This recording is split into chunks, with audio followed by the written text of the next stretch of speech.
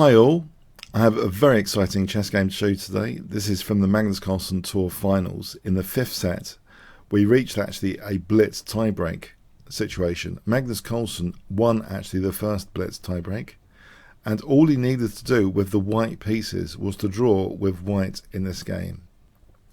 So let's have a look what happens. D4 from Magnus Carlsen. Usually it's the case if Magnus just needs a draw, he's got it in the past as far as I'm aware. It's very rare, I believe, if ever, that in any significant event that it's ever occurred that he can't get a draw with the white pieces. So that's the backdrop to this. So in fact, Nakamura really needs to avoid maybe opening variations which might be drawish in nature. He actually opens up here with knight f6 and chooses after knight f3, which is a very solid move. He chooses g6, so going into a king's engine now after c4, bishop g7. So Nakamura has played the king's engine quite a lot with success in the past. He's even beaten the likes of Vishy Anand in long classical time controls. But in some interviews, he kind of said it like made him a nervous wreck to play it, and you really do need a lot of nerve to play it and a lot of calculation quite often. So we see here black castling e4, d6. In this situation, though, for a must-win, the imbalances which it might create, they are kind of more appropriate, they're more aligned to the purpose here of this game, to try and win, if it's possible, on demand against the world chess champion. We see here bishop e2, and the first kind of indicator about very careful opening choice to avoid drawing lines is the move knight bd7. So this shies away from e5, because e5, white could take and go into this very drawish line, actually exchanging off the queens, and it's very well known and trodden, and should be about even there, but it'll be difficult for black quite often to play for a win from this sort of position, because the queens have come off, there's not much tension in the position, there's not many imbalances to play with, the complexity is lower here. So this move knight b7 keeps the complexity kind of high, the queens on the board. White castles are now e5, and we have here bishop e3, and now knight g4. This is a very, very interesting line. Bishop g5, f6. White is provoking light square weaknesses here with this bishop move, but the bishop actually perhaps it could go back all the way to c1 here. That might be an interesting option. It goes actually to h4, and we have here h5. The problem with this line, it could be the case that although black has these light square weaknesses, the bishop could be a hemmed in piece on g3, and in fact after bishop g3, king h7, we have that trade-off situation that, okay, black has compromised the light squares a little bit, but we do have this hemmed in bishop here. Queen c2, and now we have c6, rook ad1, queen e7, and here white could continue playing pretty calmly and logically with a move like b4, just trying to get some more light square weaknesses potentially to encourage, for example, the loosening of d5. As an example, b6, and white could play for b5, and this kind of situation where if white gets a grip on d5 in any like this, for example, this could be a way of getting a significant advantage. But this didn't occur in the game. b4 seems like a very interesting, plausible move, keeping the complexity kind of down, but still a nagging edge for white. That seems a very interesting candidate move here. But we have actually Magnus playing c5. This might actually be creating some interesting imbalances for black to be able to play for a win with, potentially. It seems like, in many respects, a thematic, disruptive pawn sack. And after d takes d5, black has to be very careful here and possibly not mind the thought of d6. So actually knight b6 was a great move by Nakamura here. If c takes, you can see the light square disaster on the board after knight takes, bishop c4. White has such a massive grip on the light squares here. For example, here it's very, very clear white's light square domination is well worth that c5 pawn sack. So in the game, though, knight b6, not minding d6. This is very close to being like disastrous because of d6, d7, but it's not the case that d6 is crushing. We have d takes c6 being played. If d6, queen e8, and knight h4 is actually an interesting plan here for f4 potentially. And this, even with this plan though, black could grab the e5 square with knight f7 to e5. So there doesn't seem to be that much of a convincing pawn break here once this pawn is blockaded or just restricted. It's not that convincing that d6 wins. So we have d takes c6, b takes. Now the thing is here, these are double pawns, so if black loses a pawn back from this double pawn set, it might not be the end of the world. We have knight a4, and in fact Naka takes off the knights and plays rook b8, so he's actually threatening with rook b8, not just rook b2 but also rook b4, which would hit the queen, and e4, and Magnus plays b3 protecting b2, but we have rook b4, and now queen takes c6 is played. If queen a5, maybe just rook takes e4, and that's fine for black. So queen takes c6, and we have bishop b7. It seems as though black is grabbing an important central pawn here.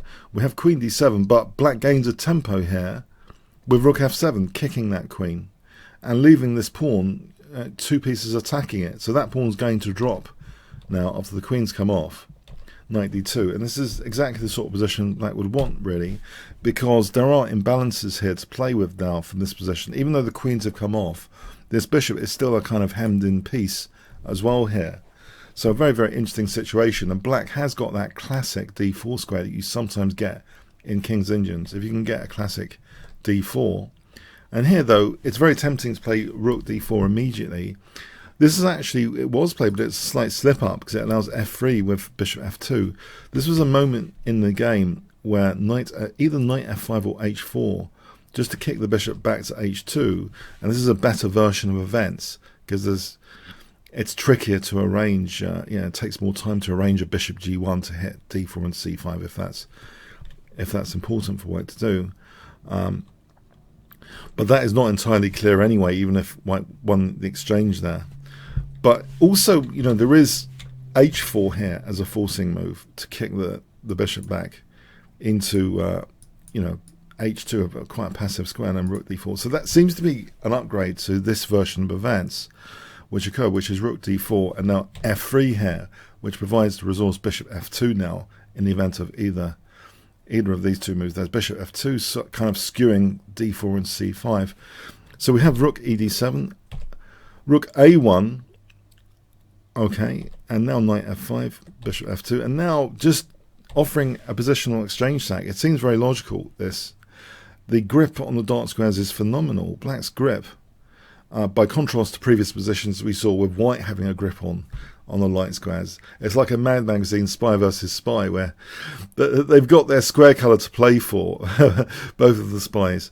But yeah, black's dark square strategy is clear and evident here that this positional exchange sack is going to give lots of compensation.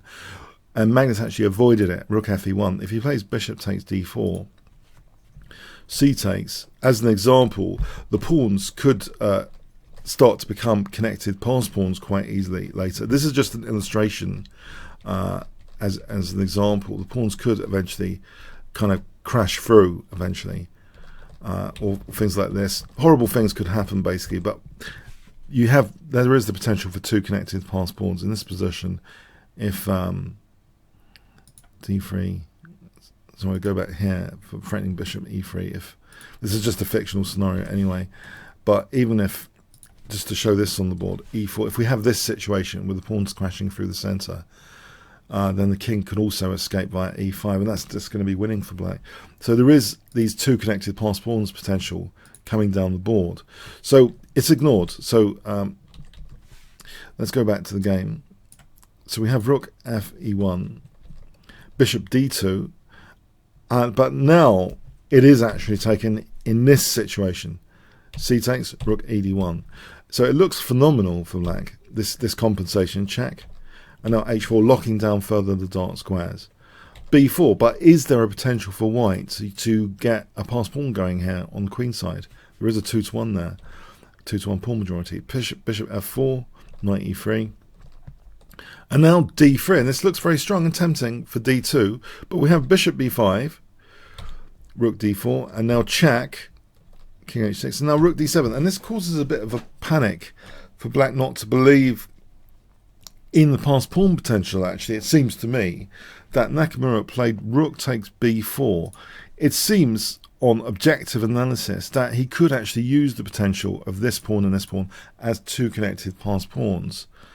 If he had played rook takes d7 and f5, for example, I'll give you an example like this with d2, that crashes through. If the white bishop returns to a4, crucially, and we have a look at this situation, it's rather winning for black, because yes, these pawns are just going to come through basically like this with e3. It's just too much to bear, and the king is kind of locked down as well in a prison over there. So rook takes b4 was a bit shaky. Bishop takes d3. This shouldn't really have happened in my view, losing that connected passed pawn potential. We have rook b2, but there is something concrete in mind about g2 here. It's very passive for the bishop. We have knight f5, a4, check, and it's here. This is a terrifying possibility now, which is amazing as well. Rook c1, knight e3. The thing is, black is threatening, it seems, rook f2 just to win this other pawn. That would start to look like a complete disaster for white. However, cold as a cucumber, a5, and now king g1. This is a real shocker, allowing any potential discoveries, because there's always rook takes d4 here. So we have rook a2 instead. If knight takes f1, then rook takes d4, and then king takes, and there's nothing for black. So rook a2, rook a2 was played. We have a6, and there's no useful discovery, it seems. So we have knight takes f1, king takes, check. Okay, a pawn is won here. Now, this is Magnus's chance to at least secure a draw, but this is a move 50 disaster move that is played. Magnus actually plays f4. It's a total disaster move. It allows black to use a forcing variation based on the loose rook. Before we get into that, rook g1 and bishop e3, but before we get into that, white had here rook c6, and it weaves potentially some mating nets in some variations. For example, check, check. If f5, f4 locks down g5, and you can see a mating net potential around the king. So rook h8 mate is threatened, for example, like that. So in fact, black would have to tread pretty carefully in these situations.